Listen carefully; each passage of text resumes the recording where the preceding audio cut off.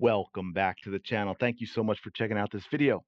Hope you're having a fantastic day.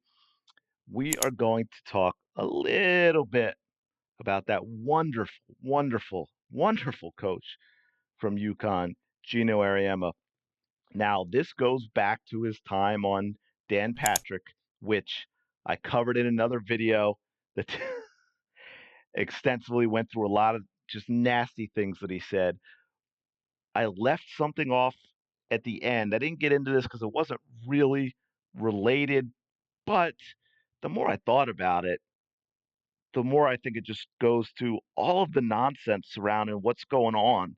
So, because he brought this up out of the blue, they were talking about Caitlin Clark and Paige and all of that, which I covered in the other video. And then out of the blue, he brings up Pat McAfee. And for those of you that don't know, a while back, Pat McAfee called Caitlin Clark a white bee. And if you watched it, Kate, Pat McAfee was using it rightly or wrongly. Like I'm not saying that it was the most eloquent thing Pat could have said. Maybe he shouldn't have said it, but it's clear if you're being objective that Pat was he was calling out the media and their treatment of Caitlin Clark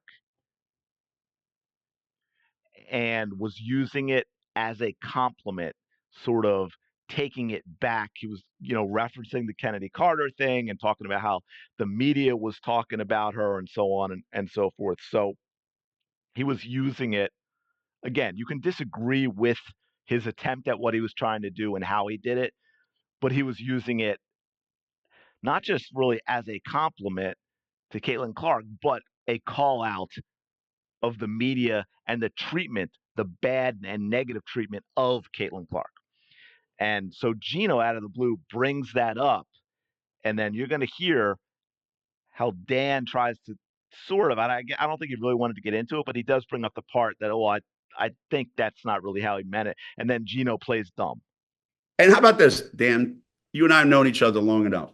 Have you ever called a player on your show a white? No. What gives someone the right to do that? I think McAfee was. See, so that's the world. He was trying to do it as a compliment, I guess. Like he was praising her. I don't know. Yeah. That's what he said. I don't know. I don't know. Yeah. I didn't. Okay. Yeah. But just the fact. Well, see, now Dan didn't really want to get into it too much, you could see, but he felt like he had to push back a little. And then Jim's like, "Oh, I don't know. I don't know. I don't know.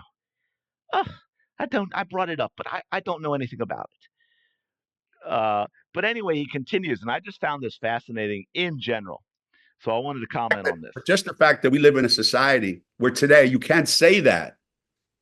Well, if you look at society as a whole, there are things that are being said that have never been allowed to be said before. There was years ago when somebody made a comment on TV or radio, they lost their job the next day. Well, we live in a society today where you can say anything, do anything, and nothing, just apologize and everything's okay. Well, right now, sports is a reflection of that. Wow. Okay. So I've watched this a number of times and I'm just blown away by this comment. Like, I don't know what world Geno lives in. Is he delusional? Is he gaslighting? And for what reason? Because no matter how any of us feel, we have different opinions on things, or how we feel about rookie of the year or MVP, or whether we do or do not think Chrissy Side's a good coach or any of that. We all have our own opinions. I think we can all agree that this is 100% backwards. The whole idea of cancel culture is very recent. He's got this complete and because I love it. Sometimes I'll have friends who send me clips of all these people do like reactions on movies and songs and stuff. Either be like, hey, look, there's hope, because I'm a big fan, not just of from when I grew up, like earlier, which because I think a lot of people are biased that way, but even from before me, I think there's a big decline in movies and music. It'll be, oh, look, this this person loved this movie from, way back, and then they'll also show me ones where like people can't believe what they're watching, which is to my point is there are so many great, great movies that could never get made today. Could never get made today. There were so many great comedians back in the day that just could not do shows today.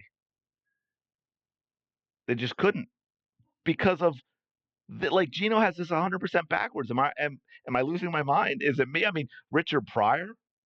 Richard Pryor couldn't do a show nowadays. George Carlin, Sam Kinison, Rodney Dangerfield, Eddie Murphy, early Chris Rock, even. I mean, like that recent. We all know what's going on with Dave Chappelle, right? How difficult things have been for it. Like I watched this and I thought, is he just like maybe there's a real brain issue going on? I don't know. But anyway, I wanted to throw this one out there because I was just it irked me the way he tried to use the Pat McAfee thing and turn it around. Uh, but then he continued with the whole like you can say anything nowadays, and it didn't used to be like that. And I'm like, wait, no, that's the complete opposite. But let me know your thoughts in the comments below. Don't forget if you're enjoying the content, please like or subscribe. I really do appreciate it. And I will talk to you later.